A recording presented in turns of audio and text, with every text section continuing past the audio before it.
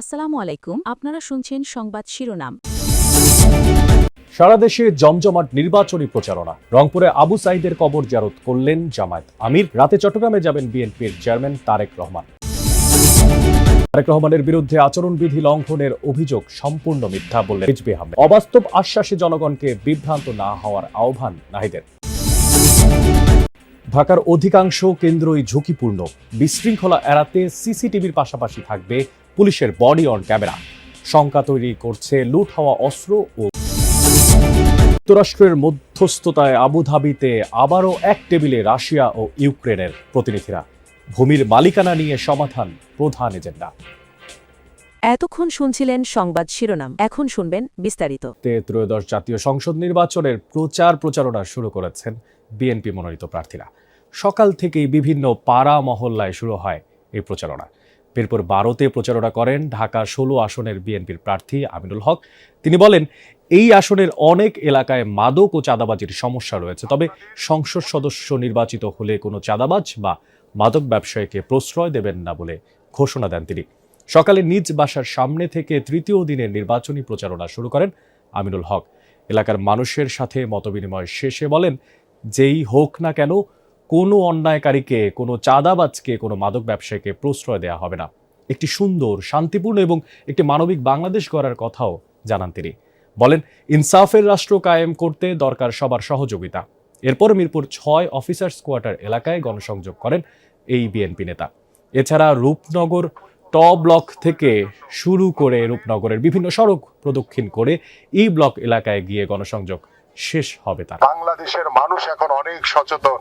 আপনারা যতই রাতের অন্ধকারে গিয়ে বিকাশ নাম্বার নিয়ে, এনআইডি কার্ড নাম্বার নিয়ে জালিয়াতি করার চেষ্টা করেন না কেন, আপনাদের এই তথ্য উপাত্ত, এই যে ষড়যন্ত্র বাংলাদেশের মানুষের কাছে কিন্তু প্রকাশ পেয়ে গেছে। আপনারা জান্নাতের টিকিট বিক্রির নামে যেভাবে ধর্মকে ব্যবহার করে ধর্মকে অপমাননা করেছেন, আপনাদের এই জবাব বাংলাদেশের মানুষ 12ই ফেব্রুয়ারি ভোটের মাধ্যমে, ব্যালটের মাধ্যমে ইনশাআল্লাহ জবাব দেবে। রাজধানীর ওয়ারি জয়কালী মন্দির এলাকায় নির্বাচনী প্রচারণা করছেন বিএনপির মনোনীত প্রার্থী ইশরাক হোসেন। সেখান থেকে যোগ দিচ্ছেন সহকর্মী। প্রচারণা কেমন দেখছেন, আর সেখানকার সার্বিক অবস্থা, নির্বাচনী প্রচারণা কেমন দেখছেন, জানতে চাই আপনার মাধ্যমে। বাংলাদেশের জাতীয়তাবাদী দল বিএনপির সমর্থিত প্রার্থী ইঞ্জিনিয়ার ইশরাক হোসেনের আজকের এই নির্বাচনী যেই সমাবেশ, অর্থাৎ নির্বাচনী প্রচার ও প্রচারণার যে দীর্ঘ 16 বছর পর নির্বাচনের পরিবেশ তৈরি হয়েছে। মানুষ যেন নির্বিঘ্নে ভোট দিতে আসে, সে প্রত্যাশার কথা জানিয়েছেন 10 দলীয় জোট মনোনীত ঢাকা 11 আসনের প্রার্থী নাহিদ ইসলাম। সকালে রাজধানীর ভাটারা এলাকায় নির্বাচনী গণসংযোগ শুরুর আগে এই কথা বলেন তিনি। বলেন, নির্বাচনের আচরণবিধি লঙ্ঘন করেছে একটি দল। ফ্যামিলি কার্ডের মাধ্যমে ভোট কেনার কৌশল অবলম্বন করা হচ্ছে।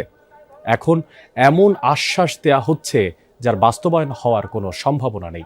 এই আশ্বাসে জনগণকে বিভ্রান্ত না হওয়ার আহ্বান জানান তিনি। নাহিদ ইসলাম আরও বলেন, বিভিন্ন এলাকায় ভোটারদের ভীতি সৃষ্টি করা হচ্ছে, কোনোভাবেই ভোটারদের ভয় না পাওয়ার আহ্বান জানান তিনি। 12 ফেব্রুয়ারি নির্বাচন যাতে সুষ্ঠু হয়, সেজন্য কর্মীদের কেন্দ্রে গিয়ে পাহারা দেওয়ার নির্দেশ দেন তিনি। বছর পরে যেহেতু একটা সুষ্ঠু নির্বাচনের পরিবেশ তৈরি হয়েছে, মানুষ যাতে নির্বিঘ্নে, নির্ভয়ে, উৎসবমুখর পরিবেশে ভোট দিতে আসেন, এবং কারণ এবারের ভোটটা একেবারেই নতুন এবং বাংলাদেশের ভাগ্য পরিবর্তনের ভোট, যেহেতু গণভোটও একসাথে হচ্ছে, মানুষ যাতে এই ভোট কোনোভাবেই এই ভোট প্রদানে ভয়। রহমানের বিরুদ্ধে এনসিপির করা নির্বাচনী আচরণবিধি লঙ্ঘনের অভিযোগ সম্পূর্ণ মিথ্যে। এটাকে হাইপার প্রোপাগান্ডার অংশ বলছেন বিএনপির সিনিয়র যুগ্ম মহাসচিব রুহুল কবির রিজভী।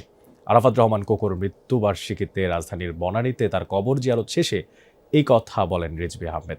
বলেন, 111 এবং আওয়ামী লীগ সরকার আমলে শারীরিকভাবে ও মানসিকভাবে নির্যাতনের কারণে আরাফাত রহমান কোকো মারা যান।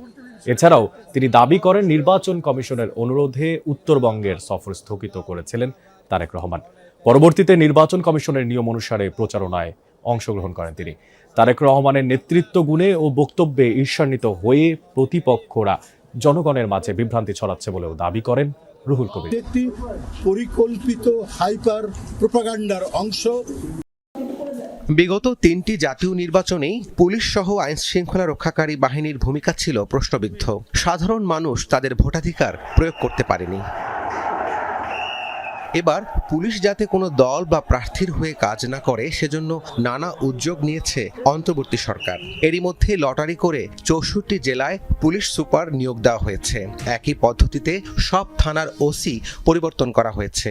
নির্বাচনের সময় করণীয় ও বর্জনীয় সম্পর্কে পুলিশের 1.5 লাখ সদস্যকে প্রশিক্ষণ দেওয়া হয়েছে। নিরাপদে নির্বাচন আয়োজন ও সম্পন্ন করার মাধ্যমে পুলিশ সদরের তথ্য অনুযায়ী সারা দেশে 42,761টি ভোট কেন্দ্রের মধ্যে 17,556টি ঝুঁকিপূর্ণ। এর মধ্যে ঢাকায় ঝুঁকিপূর্ণ কেন্দ্রের সংখ্যা সর্বাধিক। অতি ঝুঁকিপূর্ণ কেন্দ্রে 3 জন, ঝুঁকিপূর্ণ কেন্দ্রে 2 জন, সাধারণ কেন্দ্রে 1 জন পুলিশ সদস্য মোতায়েন করা হচ্ছে। পুলিশ বলছে কোনো অনিয়ম বা বিশৃঙ্খলা হলে বডি অন ক্যামেরা ও সিসি ক্যামেরার সহায়তা নিয়ে ব্যবস্থা নেওয়া হবে। তারপরও জনমনে কিছুটা শঙ্কা আছে। তা আমরা সাধারণ জনগণ, আমরা ভোট দেওয়ার মতো পরিবেশ দেখে আমরা ভোট দিতে যাব। আমি তো আশাবাদী লোক, আশা করতেছি তো অবশ্যই সুষ্ঠু পরিবেশ থাকবে। এমনি সুস্থ সবই ঠিক আছে, আগামীতে কি হয় বলতে পারি না। আবার ভোটের পরিবেশ নিয়ে সন্তুষ্টিও প্রকাশ করেন অনেকে। ওই সময় এরকম পরিবেশ ছিল না ভোট দেওয়ার মতো, এখন সুষ্ঠু পরিবেশ মনে হইতাছে। এবার পরিবেশ ভালো আছে, আমরা নির্ভয়ে যাব, ভোট দিব। আমি এখনো দেখতেছি ইনশাল্লাহ ভালো আছে, বাকিটা আল্লাহ জানে। শতভাগ আশাবাদী। এখন পর্যন্ত যেভাবে দেখছি আমরা চারিদিকের সমস্ত পরিবেশ ভালো। নির্বাচনে লুট হওয়া ও অবৈধ অস্ত্রের ব্যবহার হতে পারে বলে আশঙ্কা করছেন নিরাপত্তা বিশ্লেষকরা। গুজবের কারণেও সংকট তৈরি হতে পারে। যে চ্যালেঞ্জগুলো ছিল সেই চ্যালেঞ্জগুলো কিন্তু যে কোনো সময় সক্রিয় হতে পারে, বিশেষ করে লুট হওয়া অস্ত্র, অবৈধ অস্ত্র, মব প্রক্রিয়া কিংবা নির্বাচনী মাঠ অথবা নির্বাচনী পায়তারা করছে ইসরায়েল। শুক্রবার টেলিভিশনে দেয়া এক সাক্ষাৎকারে এমন দাবি করেছেন তুরস্কের পররাষ্ট্রমন্ত্রী হাকান ফিদান। ইরানের ওপরে যে কোনো হামলাকে সর্বাত্মক যুদ্ধ হিসেবে বিবেচনা করা হবে। বাস্তবতা হলো ইসরায়েল এখনো সুযোগ খুঁজছে ইরানে হামলার। বেশ কিছু সংকেত পেয়েছি, তবে এমন কিছু হলে পুরো অঞ্চলে আরো অস্থিতিশীলতা ছড়িয়ে পড়বে। কোনো হামলাকে সর্বাত্মক যুদ্ধ হিসেবে বিবেচনা করা হবে, আবারও এমন হুঁশিয়ারি দিয়েছে তেহরান। দেশটির সর্বোচ্চ সতর্ক অবস্থায় রয়েছে বলে জানিয়েছেন এক শীর্ষ কর্মকর্তা। একদিন আগেই মার্কিন প্রেসিডেন্ট ডোনাল্ড ট্রাম্প জানান ইরানের পথে পাঠানো হয়েছে নতুন নৌবহর। এমন পদক্ষেপের জবাবে খামেনি প্রশাসনের ওই কর্মকর্তা জানান তেহরান আশা করছে কোনো সামরিক সংঘাতের লক্ষ্য নেই যুক্তরাষ্ট্রের, তবুও যে কোনো পরিস্থিতির জন্য প্রস্তুত তাদের সেনাবাহিনী। ছোট বড় যে কোনো হামলার জবাব দেয়া হবে সর্বোচ্চ কঠোরভাবে।